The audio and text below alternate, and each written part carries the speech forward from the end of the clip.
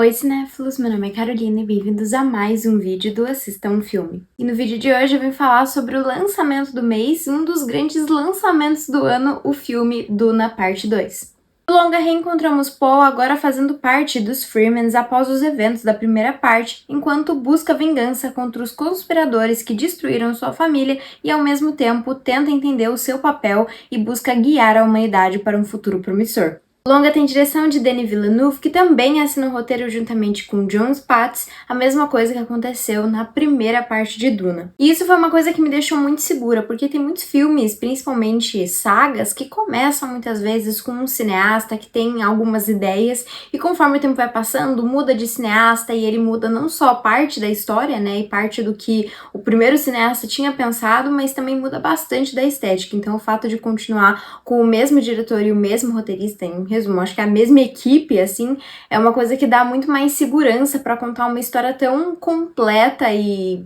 grandiosa como Duna. E como eu falei no vídeo sobre a primeira parte de Duna, era um dos grandes sonhos do diretor fazer a sua versão de Duna, já que ele era fã dos livros desde que ele era criança, então também é outra coisa que acaba dando mais segurança ali, porque você sabe que a pessoa que vai adaptar os livros é alguém que esperou por muito tempo, não só por essa oportunidade, mas também esperou por muito tempo para conseguir adaptar uma história que ele conhece e que ele gosta. E a sequência de Duna foi confirmada após a primeira parte liderar as bilheterias dos Estados Unidos no final de semana da estreia. E eu acho que o filme Duna em si, ele enfrentou alguns desafios, assim, mesmo atingindo esse patamar todo. O primeiro deles é que estava no meio da pandemia, quando ele foi lançado, né? E, enfim, é um filme que, como eu falei também já na primeira parte, é um filme para você assistir no cinema. E, ao mesmo tempo, ele foi um filme que se saiu bem na bilheteria, porém ele foi lançado juntamente nos cinemas e no streaming, o que, claro,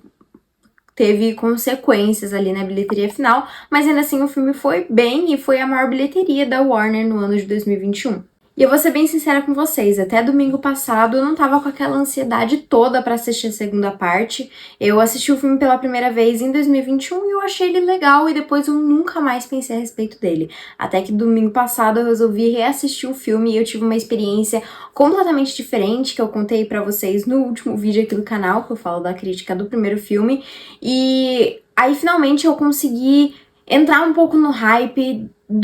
da segunda parte e fiquei, enfim, muito ansiosa pra assistir, não só porque eu tinha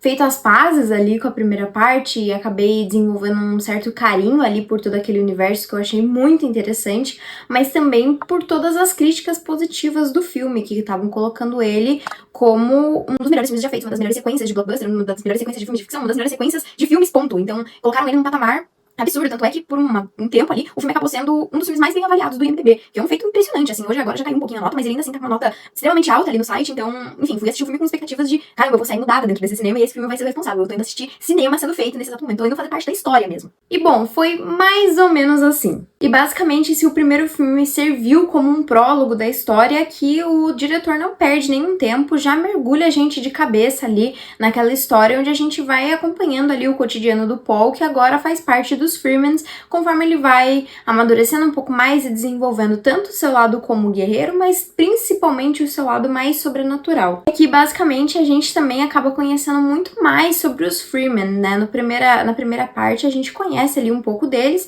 mas bem pouco, e aqui eu acho que a gente acaba adentrando muito mais na cultura ali daquele povo, conhecendo mais sobre suas tradições, seus costumes, as atividades,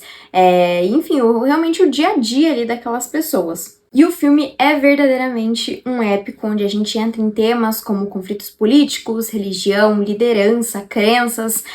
batalhas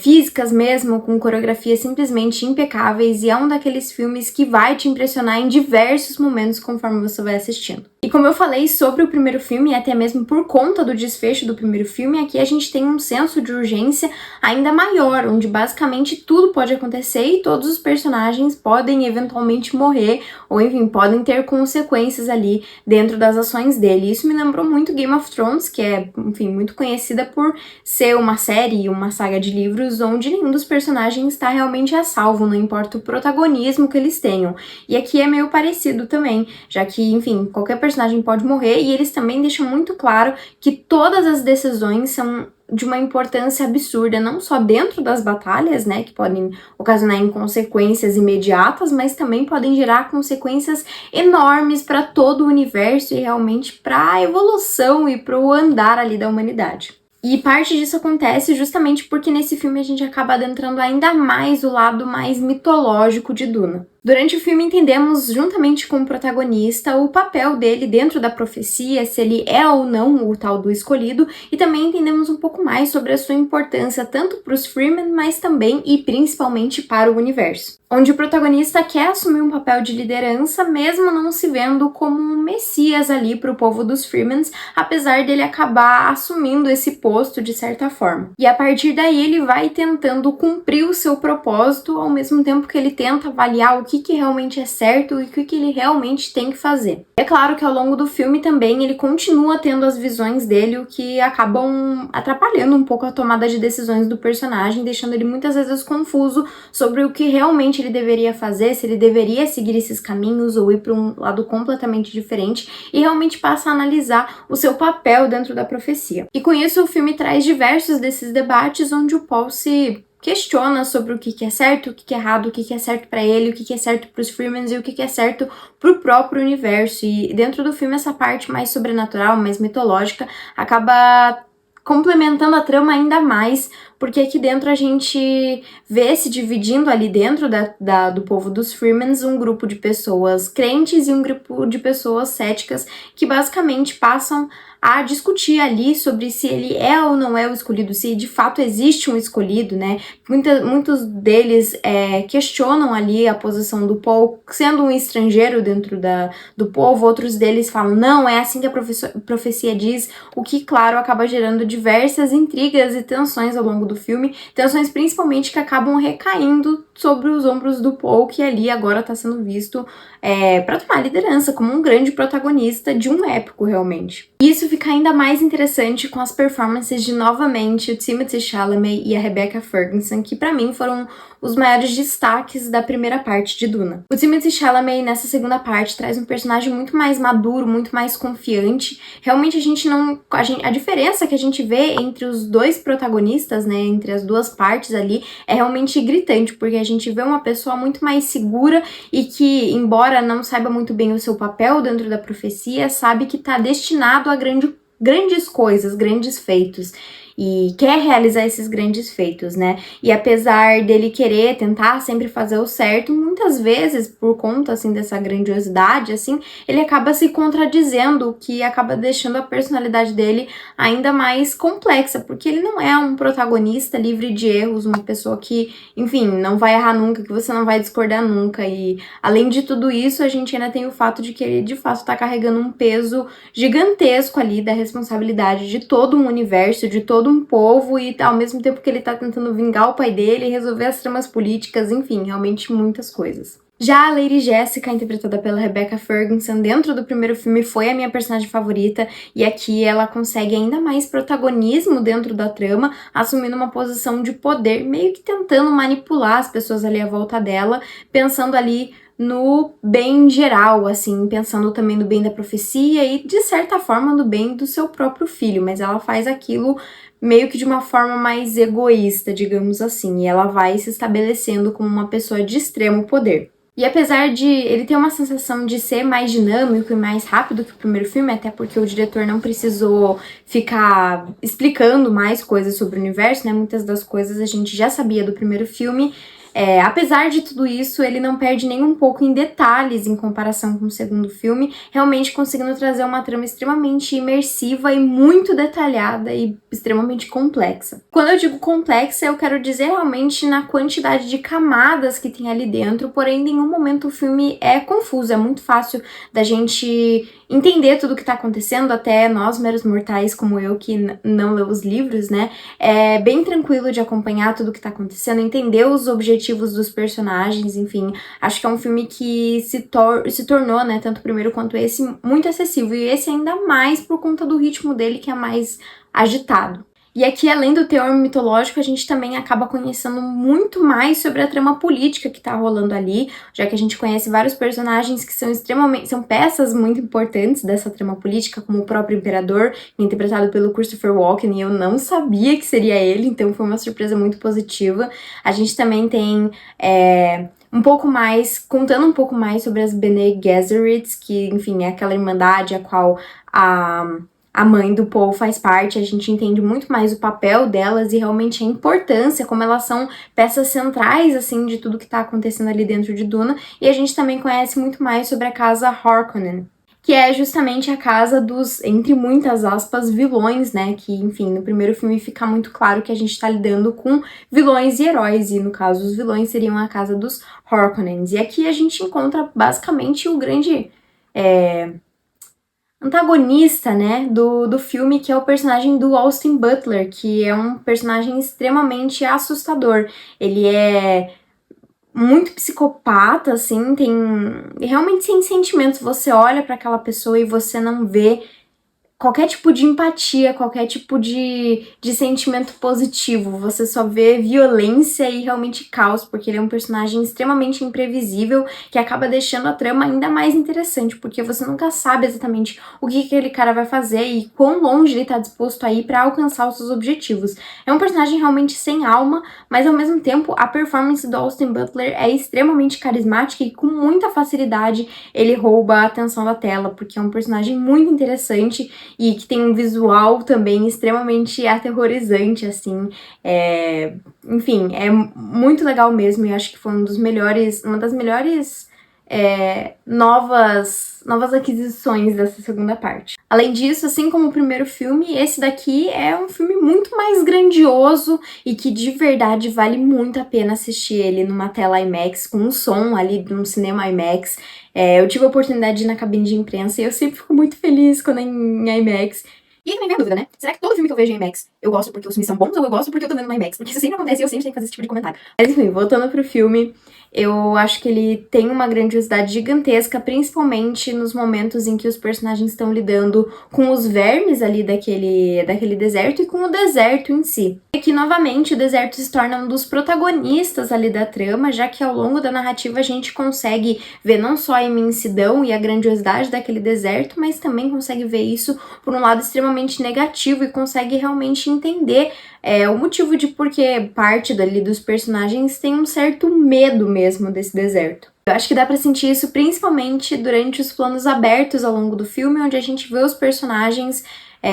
extremamente distantes, basicamente como pequenos detalhes, pequenas formiguinhas ali naquele mar amarelo e laranja. E parte disso também acontece graças à trilha sonora do Hans Zimmer, que é simplesmente impecável e que consegue complementar esse visual do deserto, mostrando ele em alguns momentos como extremamente assustador, um lugar realmente áspero, e em outros momentos consegue mostrar a grandiosidade daquele lugar e fazer a gente realmente apreciar e ficar embasbacado realmente com tudo aquilo que a gente tá vendo. E eu acho que isso, em parte, faz um pouco de referência com a visão que os outros personagens têm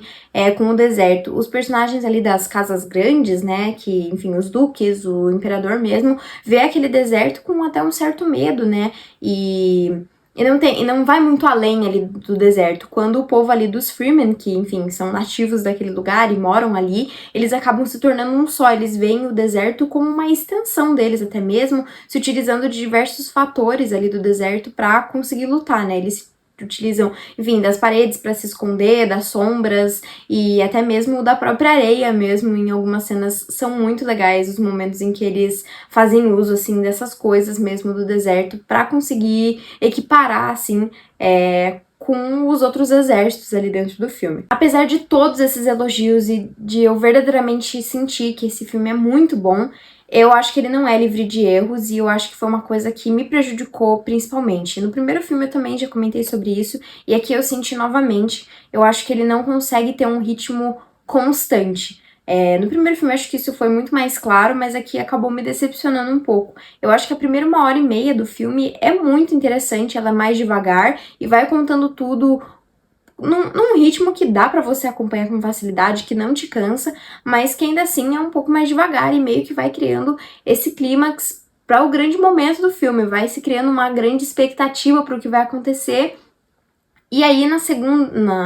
na outra metade do filme, basicamente, quando acontece esses grandes eventos, parece que é tudo tão rápido e eu, pelo menos, senti que eu não consegui saborear aqueles momentos. Parece que passou tão rápido tudo ali que foi se criando toda a expectativa e aí quando chegou ali no momento foi muito rápido e eu não consegui aproveitar verdadeiramente ali tudo que estavam me prometendo. Mas não sei, eu sinto que tinha que ter durado mais tempo aquela parte, né? No primeiro filme eu até justifiquei que talvez essa rapidez pudesse ser pra nos colocar no lugar do personagem, do protagonista, realmente pra mostrar como as coisas mudam tão rápido, mas aqui eu não senti essa necessidade. E eu queria ter aproveitado mais, eu queria que tivesse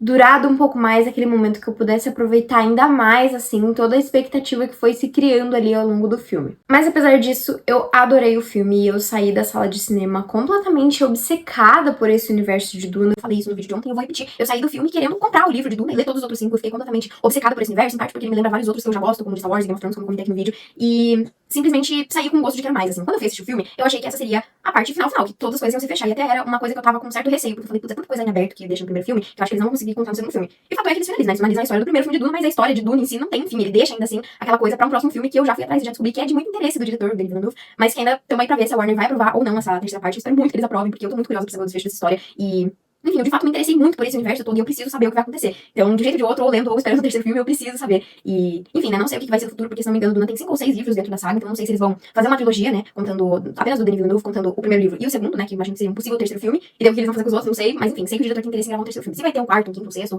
e muito mais, aí não tem como saber ainda, né, até porque ainda nem foi confirmado o terceiro. Mas enfim, eu já tô aqui,